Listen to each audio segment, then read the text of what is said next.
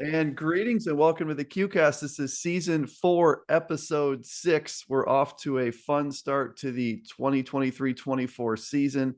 We're a couple weeks away from some exhibition games being played. So there's going to be real basketball happening very, very shortly. And this is another one of these overdue QCast guests that kind of like Coach Vanderwall. I feel like I should know this person or have met this person before, but this is really our first meeting. And Jason Zimmerman, the head coach of Emory University men's basketball, appreciate you coming on here. Really been looking forward to this, and it seems like this should have happened like 3 years ago. So thanks for coming on the QCast. Yeah, maybe so. I think I was just down the line and coaches, that's all right. But I've been watching for a long time and listening, and a lot of my friends and cohorts, and some really great podcasts you've done, and just really appreciate you having me on. And it's enjoyable for coaches, Division III fans, Division III coaches to have this medium to watch and see and enjoy an hour of D3 basketball. Yeah, as we were just talking offline, we've got a lot of cool stuff nowadays that maybe we didn't a few years ago. I think the D3 Datacast kind of jumping into the mix, and what Matt and Zach are doing.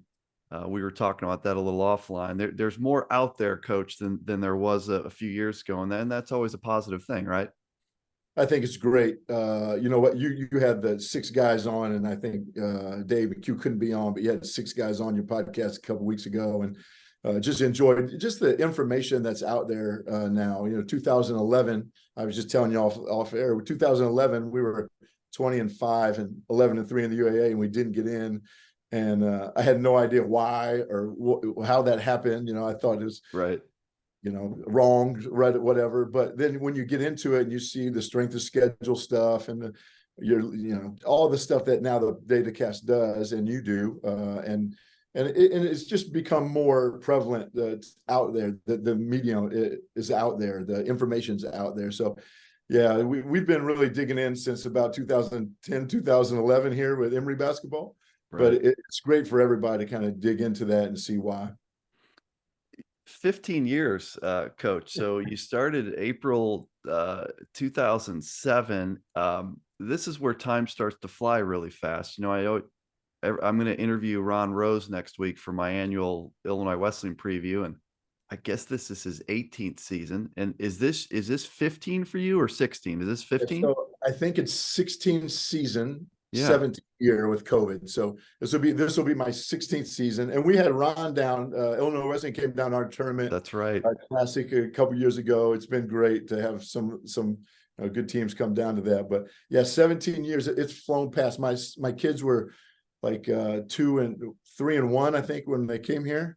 Wow. And my son's at Center College, plays baseball at Center up in Danville. That's awesome. Division III baseball player, and my daughter's graduating this year. So, and just time flies. I like to think I'm still 24 years old, but it's not the case anymore. When you think of that 15 years, or sorry, 17 actually, 17.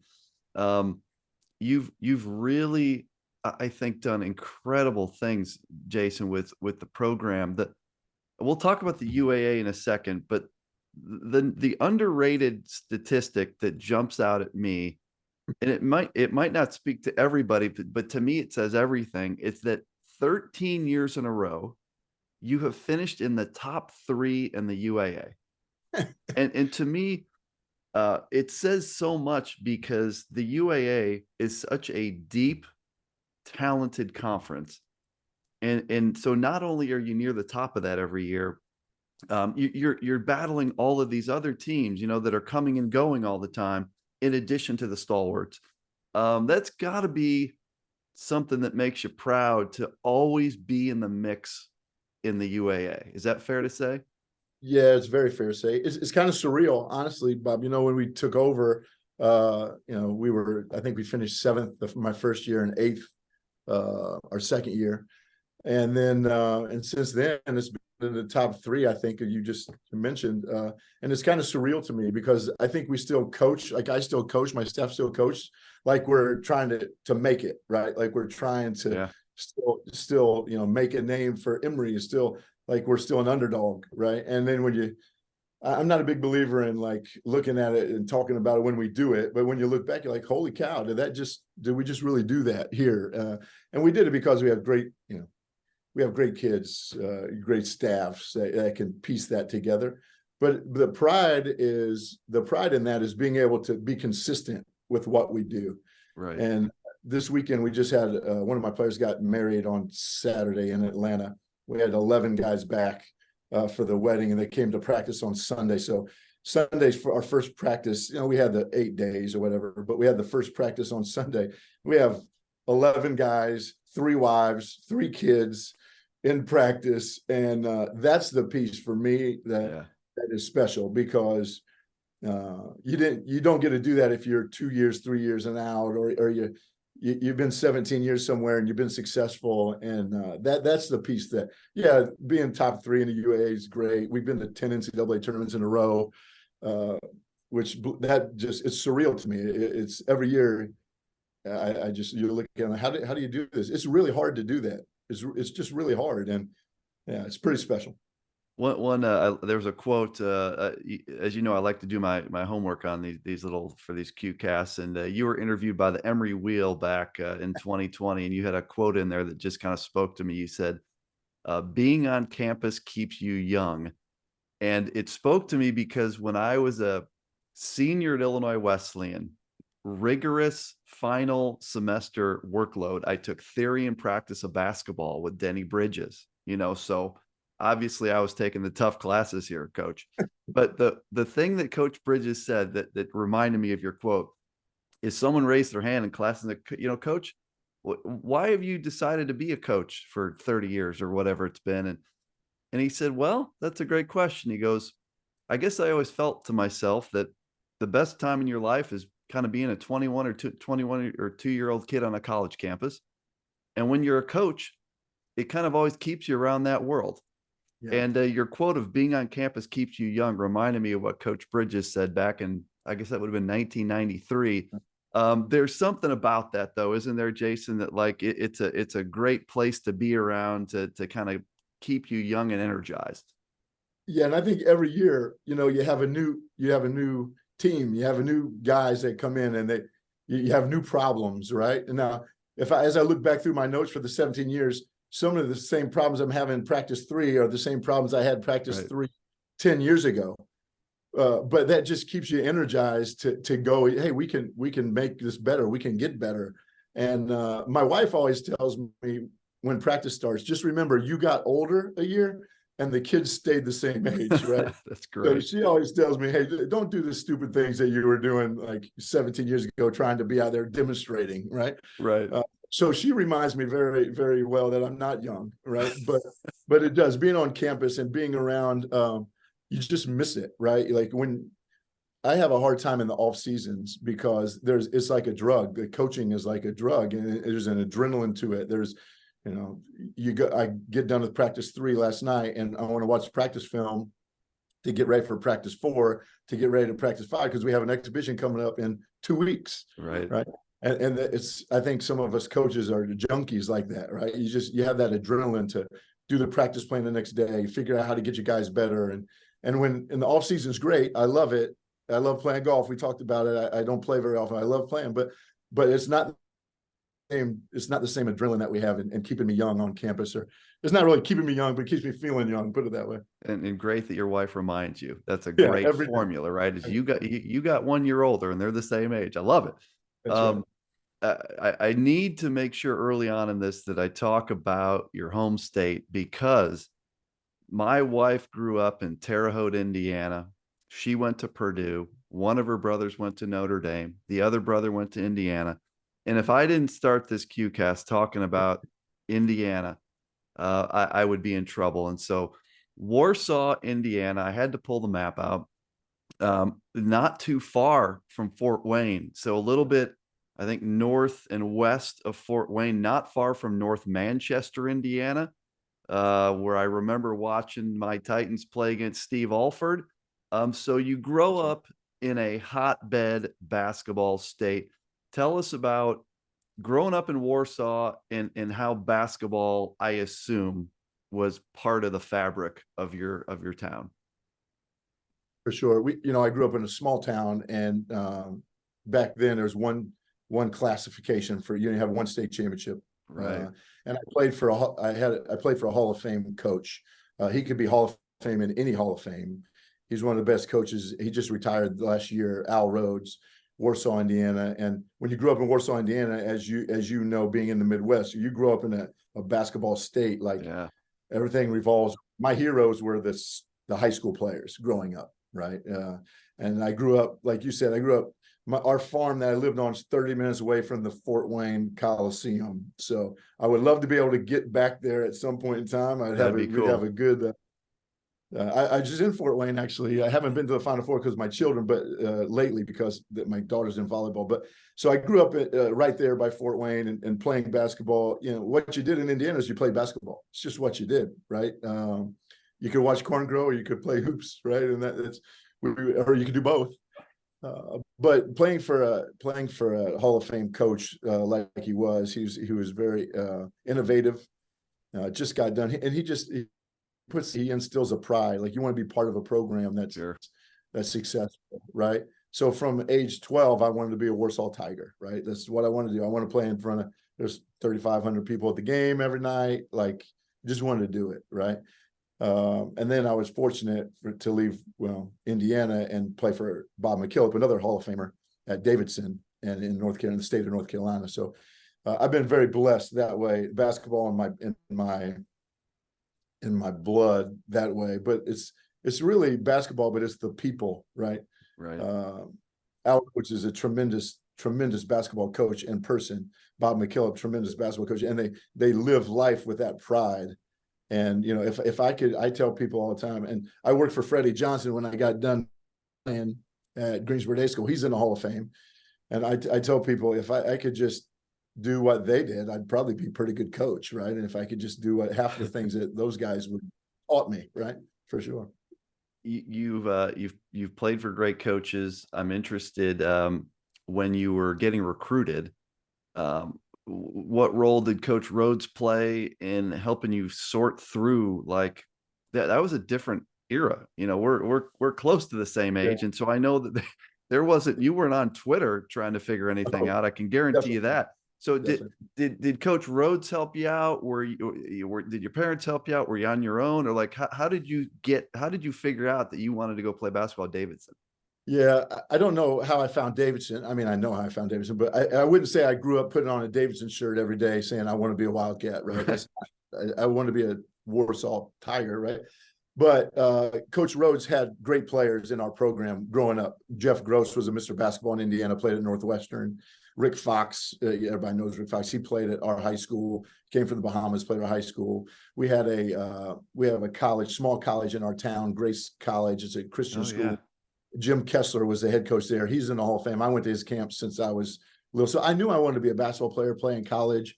At the time, I wanted to play Division I, kind of probably like every basketball player in the country, and I wanted to try to play. And so we went to 5-star basketball camp. Actually, is how I got recruited by Davidson. Coach Rhodes, we went to 5-star basketball camp. Coach McKillop, Coach Doherty, Matt Doherty saw me at 5-star. Mr. Garfinkel took a liking to me and helped me a little bit. And then somehow I got to, Davidson, North Carolina, because I could shoot it a little bit. But I just think things happen for a reason, right?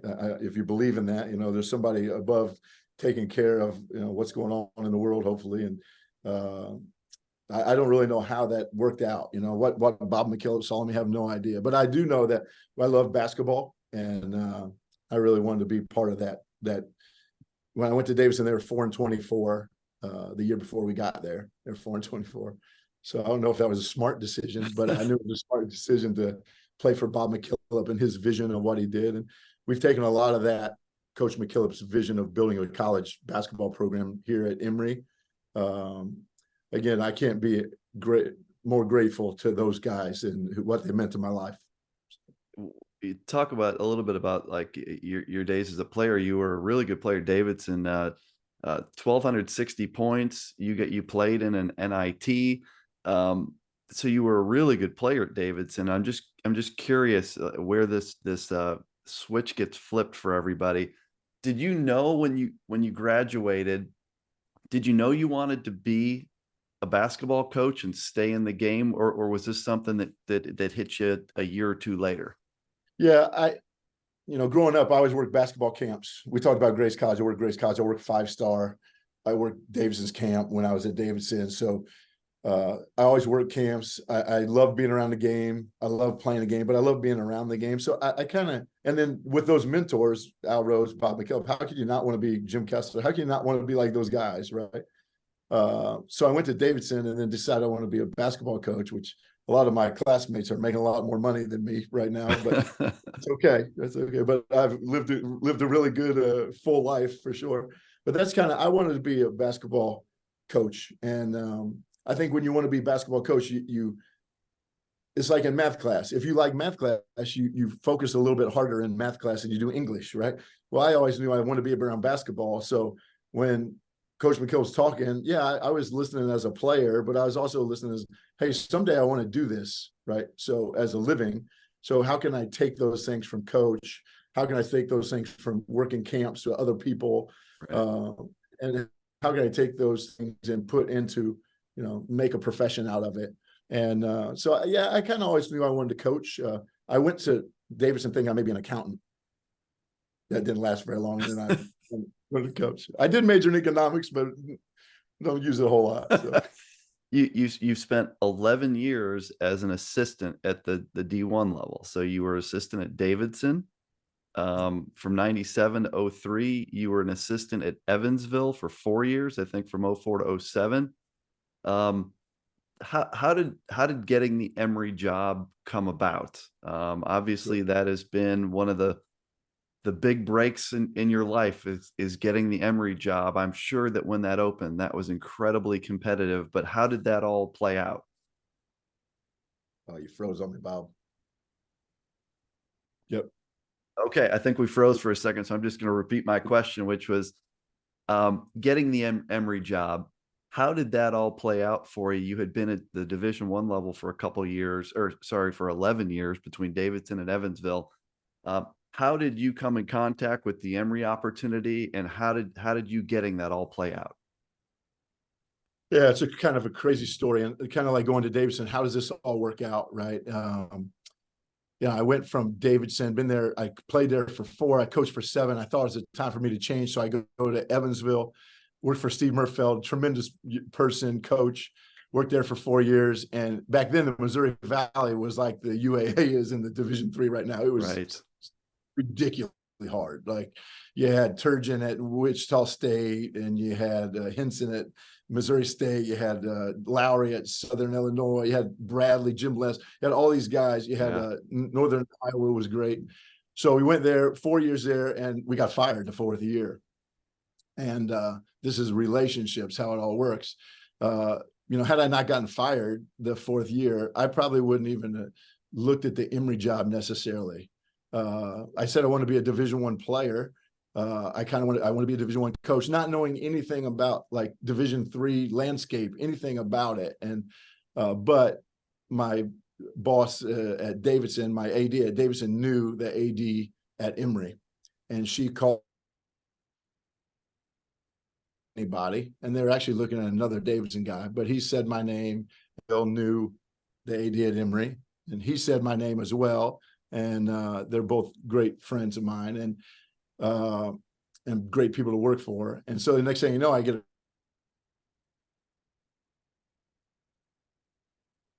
in Maryland, and I get a call from Betsy Stevenson, say, would you be interested in the Emory job? And I was sitting at Steve Murfeld's house watching the Davidson game, and I said, I have no idea. I have no idea about Emory. I said, give me a second and I'll call you back. So it took about 30 seconds. I looked up Emory, and I called her right back and said, I'm very interested in the job, right? In the meantime, I didn't have a job. So I was interviewing for Division I assistants, but I really wanted the Emory job. As I dug into more what it was about, I kind of get tired of people talking about Division III and Division I, and it's more about like the fit of who you are and what school fits you. And Emory's a great fit for me. A great academic institution. We play basketball at a very high level, a competitive level. Great place to live. And so for me and my family, I was like, this is a no-brainer. I actually got offered a Division I assistant coaching job, and I asked him if I could hold off for a week or two until the Emory thing played out. He was great to let me do it, and then I happened to get the Emory job. And 17 years later, I'm sitting here, and Bob, I hadn't seen a Division III game in person. That's amazing. This is kind of embarrassing to say, but I hadn't seen a Division III game in person when I got the job, and it's been the best 17 years of coaching in my life, right? So, and now I say that working with Steve Murfeld and Bob McKillop, like Bob McKillop's the godfather to my son. It was phenomenal. I love them, you know, and it was, but being able to be here 17 years and the relationships we built and the program where it is, it just has been really special. It's really amazing to come in from, you know, really no strong knowledge of Division III in the landscape.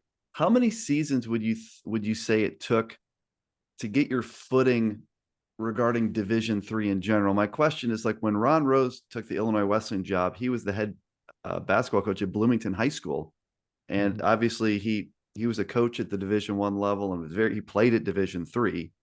He played for Illinois Wesleyan. It took him, I think, a few years to kind of like remember Division III. And like, when you go to a high school game and you're recruiting, what does a Division III All-American look like versus a guy that's going to sit on your bench for 4 years? So like, how many years did it take for you to figure out this level that we're at? Well, let me tell you, I jumped into Division III in 2007, 2008.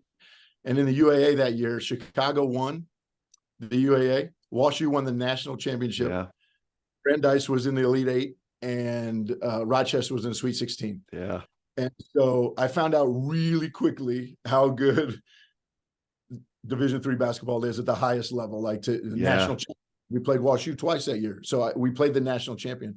And I think we've played the national champion in my 15 seasons, like 6 times, 7 times of the 15 seasons, sometime during the year, right? Something like that.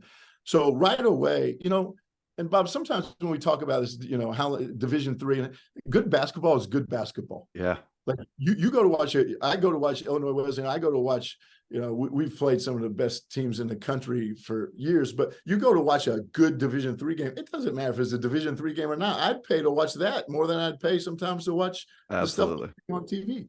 So good basketball is good basketball, right? And so I knew that right away. It takes you a little bit of time to understand, like, the recruiting process of it. But I think for me, the transition wasn't as hard because at Davidson, we had to recruit the highest student athletes in the country that could play at the highest level we're trying to get to. And so you just do the same thing, maybe a notch below that, but you're still trying to find the best student athletes that could play at our level and compete for a national championship. And so that was the vision all along.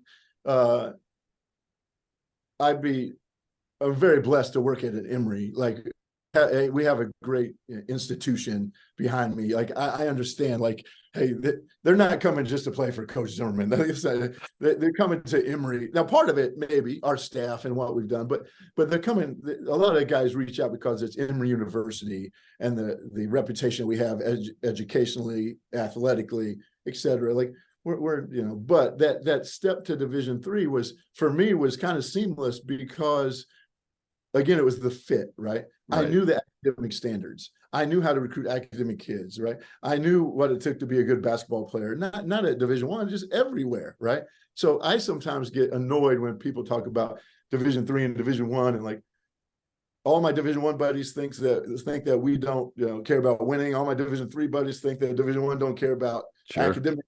Like, it's not true. That's a stereotype. It's not true. We care about winning and we care about academics. Same thing we did at Davidson, right? Same thing. Right. And so that fit was kind of seamless for me. But you find out really quickly, like, hey, if you're not ready to go, it's going to be a long year for you, right? And if you don't have really good players, it's going to be a long year. So you find out really quickly, like, you got to recruit the right level players. You got to be able to coach them up, and they got to believe in what you're doing. So it was really enjoyable for me to do that. It's a great point that, like, when you're playing in one of these leagues and you very quickly adjust to Division III, because every night out in your conference in the UAA, you're seeing the top of Division III. And so it's not like I won't pick on any one particular school or league, but a program that's in a league where night in and night out, you're not playing top 50, top 25 teams all the time. Maybe it would take a coach in your situation longer to figure out how to get to the top. So that it's a great point about where WashU was at that time. We obviously need to talk about the UAA. This is probably a good time. Because I'm a little overwhelmed right now. I'm a little overwhelmed right now if I think about it. Yeah, I am too. I'm trying to make a top 25 ballot, and I know I'm going to have 4 UAA teams in my top 25. I could find a spot for more. There probably more, honestly, are in the mix, but I'll probably put 4 in. The order is challenging to me, but just the league in general. The first thing I want to mention here is that it is currently a very deep, I guess it's always been a very deep league. I think the last few years, even more in particular, like it seems like every program is really getting after it and doing well currently in the UAA. Now that said, historically, what most people probably don't realize is if you look at the last 10 seasons, Emory has 6 titles, including shared titles. WashU has 5. Rochester has 1, and Case Western Reserve has 1, which came last year. So while we think of it as this balanced league, I'm not putting words in your mouth, Coach. I'm saying this is Emory and WashU have, the word dominated isn't quite fair, but you guys have been by far out in front of the league for the last decade. My question to you is, it seems to me that the league has more people now emerging. Obviously, Rochester's always been in that mix. They've always been right there. But what Case Western Reserve did last year in winning the league, winning the Pool A, what they have coming back, what I'm seeing from NYU, Brandeis, I think there's reason to believe that Chicago has added players to kind of get in the conversation again. Do you feel like the league is in about as deep a position as in your 15 years, 16 years, or how do you assess where the league is at this point? It's a great point. Like I said, I try not to dig too much into the other teams because I get overwhelmed by I hear, I read, and I hear things, but try not to dig too deep until it's a Friday night and we have to go play them, or a Sunday we have to go play them. I think the league is as deep as any league in the country. It's as deep as it's ever been. I thought that last year. I think it's going to be deeper possibly this year. If you go team by team in the league, any night, and I think any league is hard to win. Like this is not like any league that you're in. It's all relative. It's hard to win because everybody knows everybody in your league, so it's just harder to win in the league. And I think our league has gotten just, I don't even know I think Chicago finished 8th last year. But go to Chicago and try to win on a Friday night or a Sunday. Yeah. And like, it's just, when we got in the league in 2008, when I came in the league, we were at the bottom. We were 7th. I think Case finished 8th actually that year. And then we had those 4 teams that I talked about that were advanced in the NCAA tournament, right? So it was very top heavy, but I know where we were in 2007. And I know the 2008, and I know the teams who finished 6, 7, 8 in our league the last year, and it's right. It's so much deeper. It's so hard. It's so hard to win a game, but it makes it fun, right? That's what you want, and that's what we want for our student athletes is that experience, right? Our league's really talented. It's really difficult, and every night you got to go play, or else you're going to get beat, and so it's challenging for coaches. It's fun, but I would say this year, if everything plays out, everything looks fine on paper, but you got to go play the games, right? And if it plays out, I think we're as deep as the league's as good as it's ever been. And so we'll see. I don't know. Like I said, after the first 3 practices we've had here, Bob, I'm kind of worried. So yeah, just from my standpoint, looking at trying to make a top 25 ballot, I'm a huge fan of what NYU brings back. I think the Spencer Friedman kid is unbelievable, and hearing word that they've brought in like good size, and if they have, you mesh that together, they're really good. Case Western Reserve, they're the real hard one to figure out because they have brought in like a bunch of accomplished studs from other places that are coming there for a grad year. And you never know how transfers are going to work, but these are D3 transfers. It's not like some guy that's been sitting on a D1 bench. So you got to think the Case, once they mesh that all together, um, anytime you talk about the UAA title, you need to start with Emory and WashU in the conversation. You guys both return a ton of talent, and then not to mention the other four teams in the league. So Yeah, again, coach, like I don't know how. Sorry, go ahead. I cut you off I there. think you talked about like Spencer at NYU, and Dave did a great job this past year, first year, did an unbelievable job. And Spencer, he's tremendous. Like sees the game, he makes the whole game go right. It's fun to watch him when you don't have to coach against him, but he makes the whole game go. And him coming back another year, Huge. like I think, yeah, like last year, Case Western, I think it was Pendergrass came back another year, right? Yep. So they had those guys 2 years. And that's a big difference. And Todd's done a great job of having those fifth-year guys that make an impact right away. And he did a great job. And what Todd did last year in our league and winning, I think they won like the last 9 games or something crazy. That's damn near impossible in our league to win that many games in a row. And what he did, and Pendergrass was back for that second year. I think Spencer kind of has that. He's been through the league, and so and I think Savino been through the league again. So they're coming. So, but they've been through the league, so they have their feet wet. Where Todd has those guys come in that are really good. They haven't been through the league yet. They're still going to be phenomenal. But I think that piece where NYU brings a guy back for a second year, I think there's a lot to be said about that, right? Like a lot to be said about that. And then Todd reloaded again, and he's done a great job and how he goes about, getting ready to play and play that way and getting his guys prepared. He's done a great job. The last 2 years, they won it last year. They second or third the year before. Right. And then of course you got, Pat has everybody back. He's done a great job at that. I go through the list because Luke's great. Gene at Brandeis, until they got hurt last year, they were right. playing and they got some injuries. And then Carnegie lost their last 5 games, but they beat us at Carnegie. They had a chance to make a run at it as well. And then Chicago, Mike was sick last year and Brian did a great job. But I mean, they had, I don't know, 6 games that are 1-point games.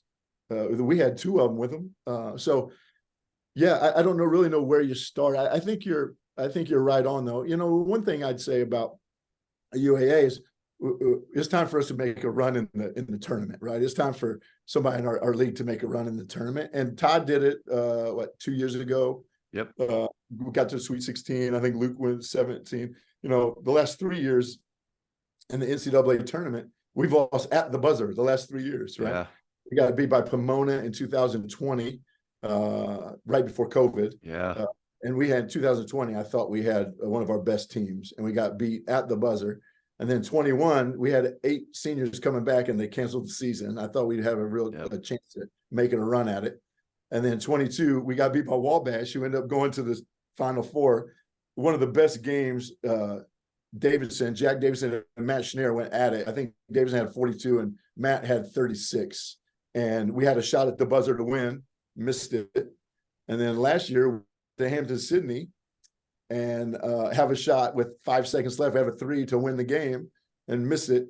So, whether it's this year or soon, like somebody in the UAA is going to make a run here. It's a fair point, because if there's any knock, and I don't even know if it's a fair knock, is the last few years the league hasn't done great in the tournament. Last year the league had a boatload of teams in and then didn't advance many, and so I don't know. To me, that doesn't really impact. At the end of the day, the league is measured by what you see on the full season, and it'd be hard to make a case that any league was better than the UAA last year. Now, your team in particular, if I have this right, and you never know nowadays who's coming back, and it's a confusing time we're in, but I've got you with 4 of 5 starters returning. I've got just Mason Johnson as a guy that you've lost. So I want to talk a lot about Ben Pearce in a second. You returned Ben Pearce, who was a stud freshman last year, 18 points, 4 rebounds, 5 assists. You lose Mason Johnson, 14.7 rebounds, 2 assists. He shot 55%. He was a stud, and it's an enormous loss. Jair Knight returns, stud, 11 points, 5 rebounds. Cale Martins returns, 11.7 rebounds. And Albert Fallis, if I'm saying this, I think it's Fallis. Is that correct? That's correct. He returns 7 points, 2 rebounds, 3 assists. So do we have it right that you're returning 4 of your 5 starters from the end of the season, correct? 4 or 5 starters, and we're going to miss Mason. Mason had a great senior year. Absolutely. Really good senior year. He was just a solid, like we talked about. He'd been through the UAA travels, been a lot, right? He'd been through COVID. He had been through before COVID. So that was a presence about our team that was really good last year. He had a great senior year. And we lost some other seniors that were really good in the locker room. So we're going to miss some of those guys. But, on paper, yeah, we have those guys. When you call my guys studs, you got to be careful, Bob, because I try not to, in practice the last 3 days, I've been killing them, telling them they're not good at it. We got to do this better. We're doing this better. And now they're going to listen to this. And next thing you know, Bob called me a stud. I'm not going to listen to coach anymore. Well, I hope they tune into the QCast. I mean, I'm hoping they're watching this stuff. I'm sure they do. Before I ask, I want to ask about Ben Pearce. I watched him I was so impressed with him. In this era of transfers and things, first, let me ask are there any we'll ask about freshmen. Is there any transfers that have come into your program that you would expect to be impact guys this year? No, we haven't. We had one transfer last year, came from Vanderbilt, Max Edelman, but he was on our team last year. So we didn't have any transfers. We just went and got freshmen, right? Try to build them again. We've had some really good freshman classes. Like our classes have been really good. Cale Martins, Logan Shanahan, and Albert had a really good class. They've played a lot for us. We've been playing freshmen for 3 years. Yeah. When we lost those 8 guys in COVID, we started Cale, Logan, and Albert. Those 3 guys started. It was an interesting fact. We started freshmen that year, 55 games. 55 games. And before that year, we had only started freshmen in 13 years before that, 54 total. And we started in 55 games. It was either last year or the year before. So yeah, the year before, right after COVID. So we played a lot of freshmen right after COVID. And then the 5th year transfers, they're a lot older than those guys, right? Right. But we're hoping like the 5th year transfers, we get closer to those 5th year transfers, right? So our guys are getting older, we're still, that age gap is shrinking a little bit. But I think our guys have done a really good job in the off season of getting better. And we added a freshman class that's talented.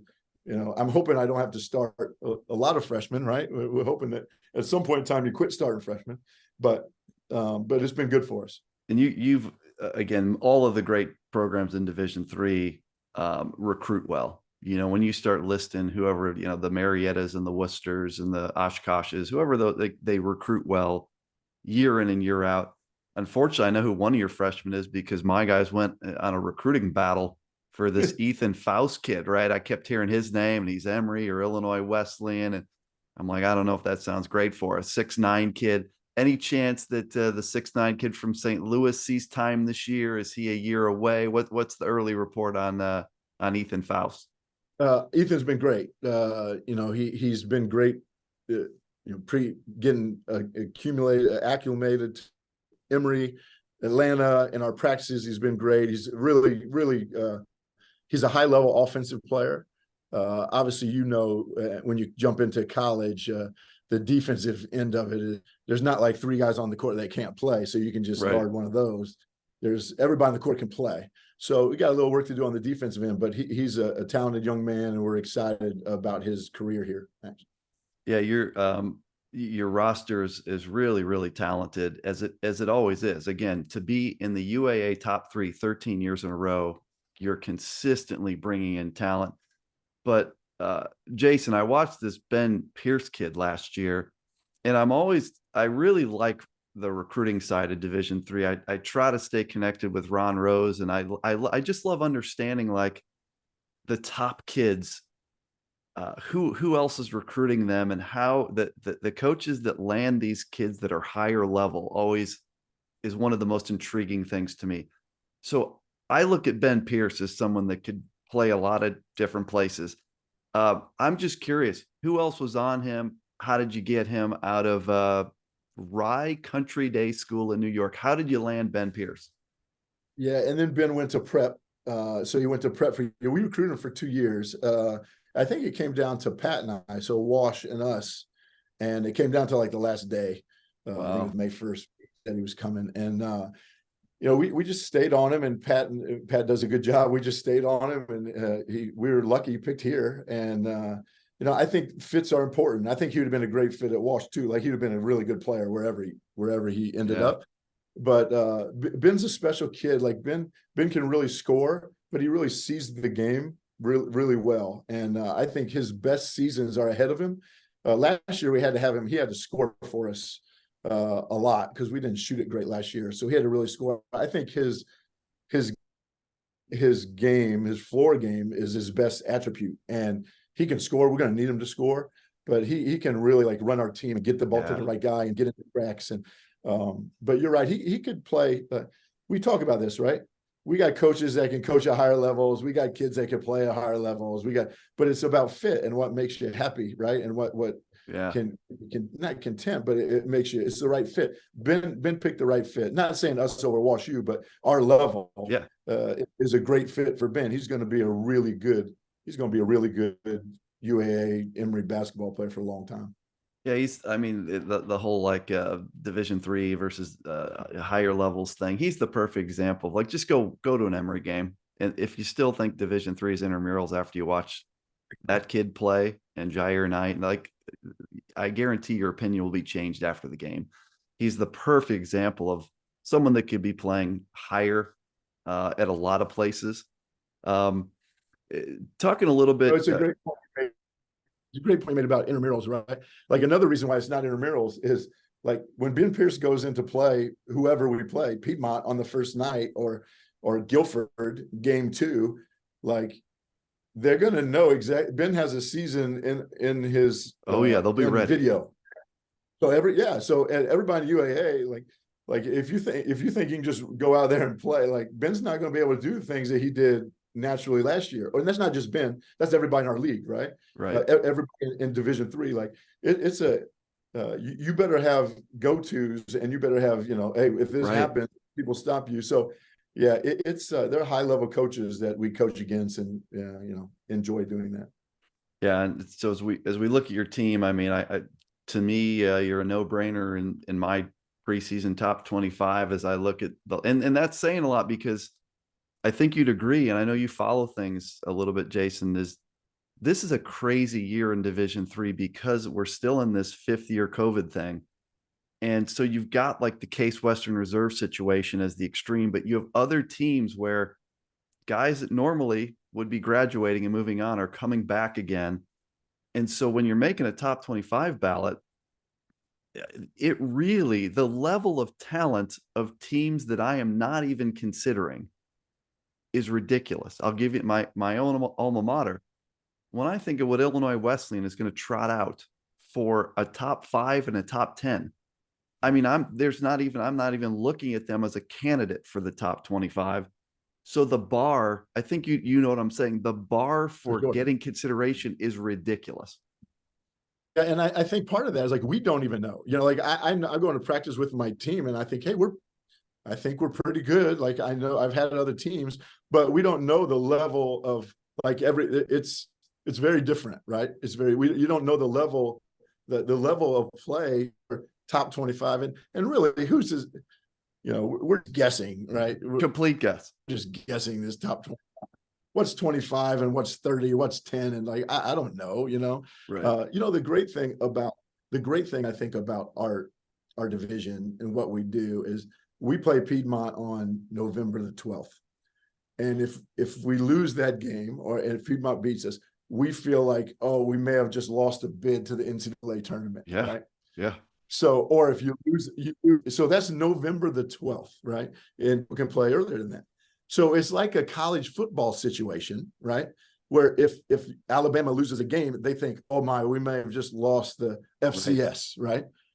The only difference is we do it for like 4 months, Yes. 25 games, Yep. right? 25 games of this. And we've been fortunate enough to do that since 2010. So I feel like for like 13 years, every game Yep. has been like, oh no. I remember we got beat by Covenant. They did a great job and they beat us I saw that game in 2020. Yeah. And we didn't finish and they beat us. And like our seniors walked on the bus on the way down the mountain and we're like, oh, that could cost us, right? And you play with this like pressure.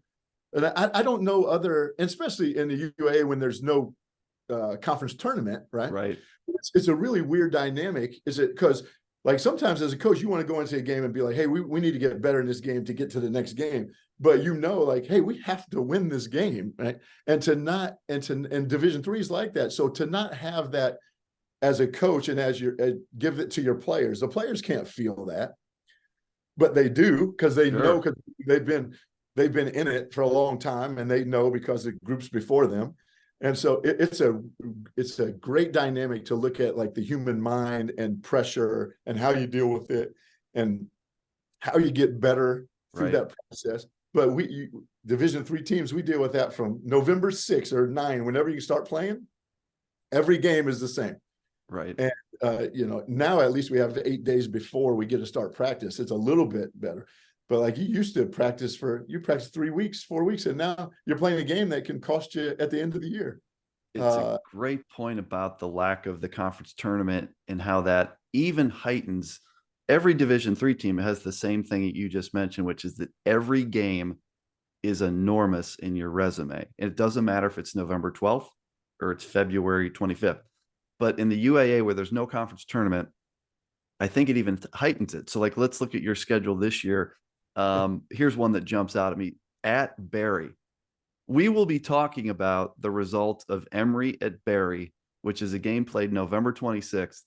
We'll be talking about that when we start doing this bracketology stuff in February. Like you would agree, Coach, that becomes an enormous game because they're going to be great again. Yeah, and so you said that one, but like let's just talk about the first one is great too, because if you don't at Piedmont, and Greg does a great job, if you don't win it, then you go to Guilford and you don't win that one, then so they all build on themselves. Yeah, I think we got beat by Guilford last year. We go to Guilford this year. We got beat by Barry last year. We go to Barry this year. Our schedule, since 2011, like I said, we've tried to schedule the best in the country. We don't care. Like let's just play. And I think a lot of people are doing that now and have done it. We can go through the names of the teams that we've got to play. Mary Washington stands out to me. That's on December. Christopher Newport. You're playing the defending champs, Coach. You're not. We're not trying to go for winning percentage this year. I think we're going for the SOS and the RROs. This is an impressive schedule. And so I'll tell you something about that. Like SOS is important. We know that. But what we've tried to schedule, and I think a lot of coaches have, is experiences for our guys. Right. Like I want to play so we're playing the Great Lakes Invitational next year, right? We played it a couple years ago. We're playing it next year. Well, that's just a great experience for our guys, right? Yeah. Now we're going to play great teams. We're playing in the NISC, the UAA Challenge. We started that last year. Luke actually spearheaded some of that, and it was just great. We got to go to Colby and play 2 games. Again, different experience for our players, right? So yes, we try to schedule as well as we can for the SOS because that's in our mind. But we also try to schedule like experience for our players. Yeah, we like playing games, and that's the one thing about being Division III. Like I said, I just joined the group in 2007, 2008. But in those 16 years, 15 years, we've played some of the best programs, traditionally the best programs in the country, right? We've got to play at Augustana in the NCAA tournament. We got to play at Stevens Point in the NCAA tournament. Got to play at Whitworth in the NCAA tournament. We got to play, we played Randolph-Macon, like I said, we played Wabash here. We played Wittenberg in the NCAA tournament. Like these names, Illinois Wesleyan here, Oshkosh here. These names are WashU, and then our league, WashU. And so that experience, we schedule for SOS for sure. We also schedule to like, hey, look, these are when we started, these are traditionally the best programs in the country. And if we want to be one of the best programs in the country, we need to go play them and we need to see how good they are. And you need to win some of those games. And we've been fortunate enough to win some. And, we've been fortunate to have those experiences. And I think it's a great, our guys, they remember that, right? They remember they're going to, they're not gonna think about Barry yet, because Right. we're worried about, we play Augusta in an exhibition on Halloween night. But if they're not thinking about Piedmont, we're losing. And Yep. and what we said, that's important. But yeah, the Barry games always, they've done a great job. Barry's had a great team for the last 4 or 5 years. Mitch started it, and now Yep. Mick's taken off, and so that's a great game for us. Yeah, our schedule, and we played Maryville. Maryville's been, Raul's done a great job. It's, I haven't really looked at it in depth, because like I said, I get overwhelmed when I start looking at it, and just try to go to the next day and get better. But it's fun for coaches. I think it's a messed up definition of fun, Bob, is what it is. It's kind of like all you coaches have a screw loose in some way, Jason. Like I feel like that's the twisted way of fun right there, right? It's like, So we don't really call it fun here anymore. We call it more like enjoying the journey. right, Like, right. I would have fun with you if we went and played golf. That'd be fun, right? Yeah. But going to play, right. Luke at Rochester, that's not fun, right? Not fun, but it's enjoyable, because you can enjoy that journey. Enjoying the journey that's a great euphemism. I love that. And great point about the experiences for the student athletes. I've been lucky to be close to a lot of D3 student athletes, and they all universally, the things they remember when you talk to them 5 years later, when they come back, they remember individual games that were huge. Like our guys will talk about a game at Wheaton, and they'll talk about, that game they played at Yeshiva that night with all the world looking at them. Like, that's the stuff they remember. No one's going to remember SOS and winning percentage and RROs. They're going to remember what individual game experiences were like. So great point about why scheduling big matchups is of going to the Great Lakes Invitational. Those are going to be great games, and just a couple more questions. I have to thank Ryan for the last time we went. I have to thank Ryan for the last time we got to play Randolph-Macon first night, and then Wabash the second night. Both of them were in the Final Four. Randolph-Macon wins the whole thing, and we were coming off COVID. Schneider looked at me like, "Coach, really? Like, we haven't played a game in 18 months, and you're making me play these 2 games?" Like, yeah. Well, the great thing about those matchups is the way it works now is in Fort Wayne on Saturday, the day we'll be hanging out, or maybe it's the Friday, the off day. We'll be hanging out, and he'll get he'll get a blank sheet of paper out, maybe even a napkin. There's going to be some beers on the table, and me and Whit Nabel and the Snyders are just, we're throwing darts at like cool matchups we'd like to see. And then all of a sudden you end up playing, Randolph-Macon because of that, Coach. It's not real scientific. I'm just going to break the news to you. I don't think it's real scientific. I think that's pretty scientific. Beers in a dart, that's pretty scientific. Yeah, it's like, what if Oshkosh played Redlands? Wouldn't that be super cool? And then boom, Oshkosh plays Redlands. So, I think it's a fun way to do it. And that's what we're talking about, like the experience. And I think in the last 10 years, I know those experiences in Division III, like we've, the committee, everybody's kind of thinking outside the box, like, hey, we can make this work.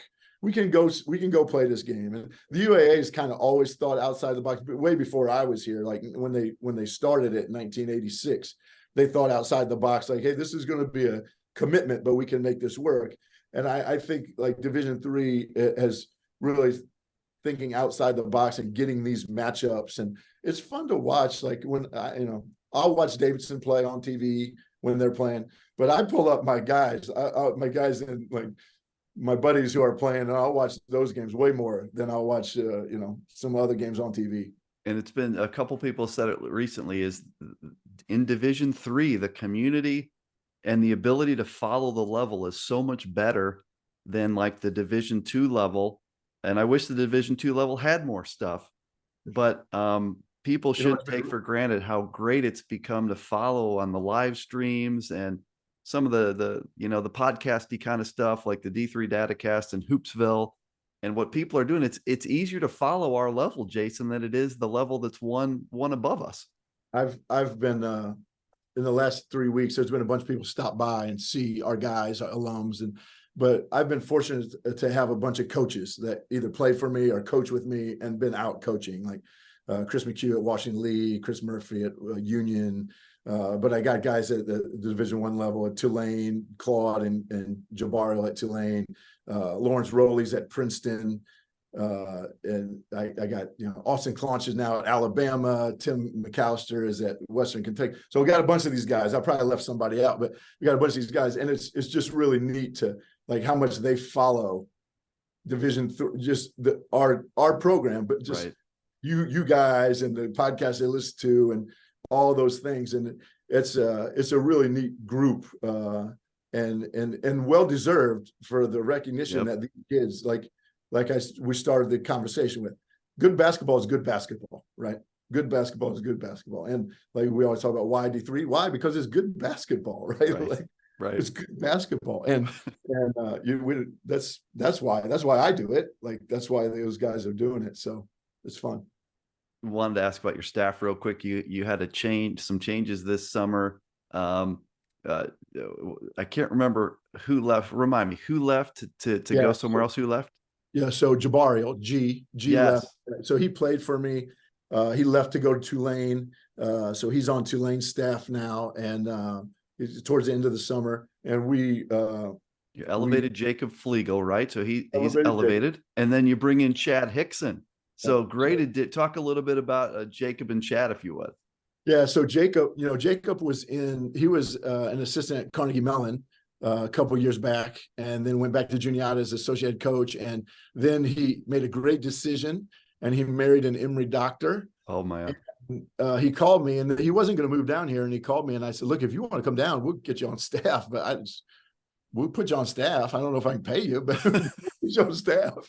And so he came down right after COVID, and we put him on staff, and then he's been with us 2 years. So and so this will be his third year. We elevated him, does a great job, tremendous person. And then we hired Chad. Chad played for me and graduated in 2010, I believe. He was on staff for like 4 years, and then he's an academic advisor at Georgia State. He came back to Emory, was the academic advisor here. That's cool. And when G left, I went right to Chad and said, "Hey, I would love to have you back." And he was interviewing for some Division III jobs, actually assistant jobs. And so when I went, he could keep his job in the academic advising department. So we brought him back. It's great to have a student athlete, former student athlete from here on our staff, play for me. And also he's been in the AAU scene, and he's run his own AAU team and program. He's been great. And then I'd be remiss if I didn't add, we have Charlie Kopp on staff too. Charlie played at Penn. Charlie's been with me for about 9 years. He's a tremendous basketball mind, analytic guy, great for our staff, great for the UAA, but he's also, he's been 9 times. It's his story now too. And I tell people this all the time. They're great basketball people, Chad, Jacob, and Charlie, but they're better human beings. Absolutely. I say they make up for all the stuff that I'm not. So they make up. They're better human beings, and that's why we hire them, and that's why they're here. And they're tremendous. I'm been very blessed. The situation that we've been in, I think we've helped mold that and get it going to where it's going. But it's all about the people, our players, and our staff. And I've been very blessed and grateful that has been part of that for 16, 15, 17 years. Another theme with all the great programs is they have great staff, and you certainly do, and exciting things going on with your staff. You know what? I'll just a few final comments on my end, and then I'll ask if we've missed anything or just final thoughts, and for you to kind of close us out here on the QCast. But it's been great to finally meet you again. Amazing it's taken this long. It feels like I've known you, and it's been great to finally talk to you. I gotta get my Titans matched up with you guys somehow. I like to broker deals on the QCast, so like if we could get an Emory, Illinois Wesleyan game, Jason, I'd appreciate that. I like going to Atlanta. So like, let's get this done. And, I love it. And just, in all seriousness, kudos to what you've built there. 16 completed seasons, and always atop the UAA, always in that top 1, 2, 3 mix. You've won it 6 times in 10 years, and that's really hard to do. It's really, really hard to do in that league. You're one thing I didn't mention, 10 NCAA tournament appearances in a row. 10 in a row, folks. Let's just process that for a second. That is, I believe, the longest streak in Division III. Amazing to be in 10 NCAA tournaments in a row. So kudos for everything you've done, and long overdue to get you on the QCast. I think people will really love this. I'll turn it over to you for any final thoughts that you have. Well, a couple of things. First of all, I had a little FOMO when I went back through all this 3 seasons, fear of missing out. All those, all my buddies, all these guys on the QCast, I never got to ask. So I had a little fear of missing out there. I'd love to have Ron back or go back up there. So Ron and I talk every once in a while. So see if we can broker that for sure. The 10 in a row thing is really special because of how hard it is. And we don't take it for granted. In the top of the UA, we don't take that for granted. Every year's a new year. It's not something that, you got to go do it again. And that's the great thing about sport is you got to do it again. Nobody really cares about last year. You got to do it again. But the 10 in the row, it's the longest active. I think somebody told me that a couple of years ago, like we're getting close. I think Worcester had like a 22-year stretch, so it's not the longest ever, but it's the longest active now. And I think that just goes to show you how hard it is, right? Like how hard it is. And if you look at other sports, sometimes, they have, these people are in the tournament every year. And men's basketball, like 10 in a row is the most that right now. Incredible. And so it's really difficult. And that consistency we're really proud of, but we're also proud of like how hard it is. If it wasn't hard, everybody'd do it, right? That's what they say. Right. And so really proud of that. But I just really appreciate you having me on. Appreciate all the work you do and on the QCast and all the research you do and to get ready to talk to me or to any of your guests. It really shows through, Bob, and a true professional that way. And also all the other guys that are on it, the Snyders and the D3. And it's just our student athletes deserve a medium to be talked about, right? They work really hard and it's a really special group. Our student athletes deserve that. And you guys make have a great medium for that. So appreciate all you do and the care that you put into what we do. It's a great point, and that's exactly why everyone does what they're doing. There's no money coming in on the QCast. This is just a labor of love side hobby. It's fun. The Snyders would tell you the same thing. They're doing it to support because, like you said, the student athletes deserve it. And so that's a great way to finish the QCast today. Folks, that's Jason Zimmerman. He's the head men's basketball coach at Emory University, doing special things at Emory, and this should be no different this season. It should be another great season for the Eagles. That's season 4, episode 6 of the QCast. Jason, this was great, and I look forward to teeing it up with you sometime as soon as we can get that done.